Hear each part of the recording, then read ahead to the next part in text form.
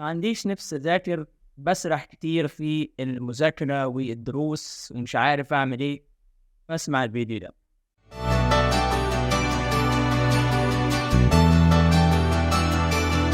Preview.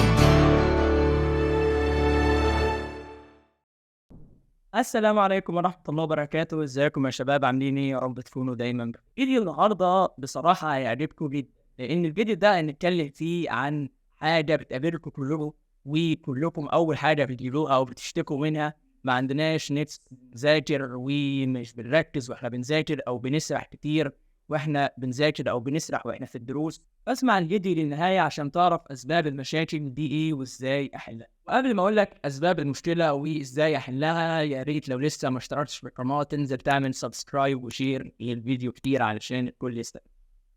اول مشكله: ما عنديش نفس اذاكر. بص، ما فيش حد في الدنيا بيحب يذاكر او بيذاكر بمزاجه، ده لازم تذاكر غصب عنك، دي حاجه ما فيهاش نقاش. وطبعا بقى قبل ما تخش تذاكر لازم تبقى مهيئ نفسك ومهيئ المكان اللي هتذاكر فيه، تعمل كوبايه نسكافيه، ولا لا بلاش نسكافيه دلوقتي احنا مقاطعينه، توضب تعمل كوبايه شاي بلبن، خش على المكتب بتاعك الجميل مترتب، الدنيا حلوه، وتشيل اهم حاجه جمله مش عارف اذاكر او مش بحب اذاكر دي من دماغك وانت بتذاكر، وتوكل على الله، ان شاء الله تذاكر وتكون البدايه.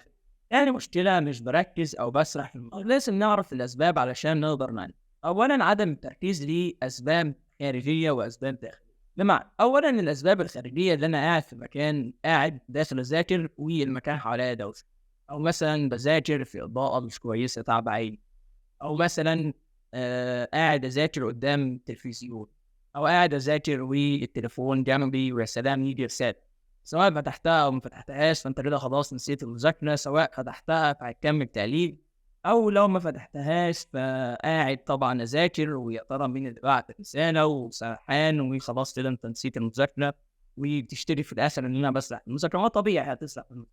او مثلا ما نمتش كويس، فدي كلها اسباب عدم تركيز، فلازم هتذاكر تبقى مظبط الدنيا حواليك، وقاعد في مكان هادي والدنيا تمام ومفيش اي حاجه هتشتتك جنبك، وتبقى مرتب الدنيا حواليك والحاجات اللي هتستخدمها، سواء كتب سواء دكاتره، عشان مش كل شويه تروح او تخرج تجيب حاجه فتشتت نفسك، فتبقى متجنب الحاجات دي كلها علشان تحصل على اكبر قدر من الاستفادة.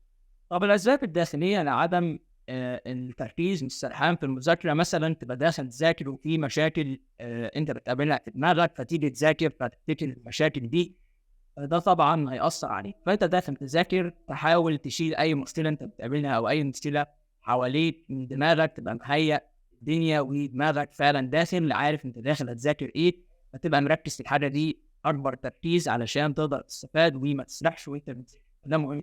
ومن اسباب عدم التركيز والسرحان برضو اللي انت تبقى قاعد تذاكر وقت طويل من غير ما تاخد اي بريك في النص، اللي انت تيجي تذاكر 3-4 ساعات على طول ورا بعض من غير ما تفصل فيهم، ده كله طبعا مش هتقدر تستوعب اللي انت بتذاكره، وهتيجي في الاخر مش هتقدر هتفصل خالص ومش هتستفاد اي حاجه. لازم زي ما هتذاكر برضه يبقى في بريك في النص علشان تقدر تفصل دماغك وتقدر تستوعب المعلومات الجديده.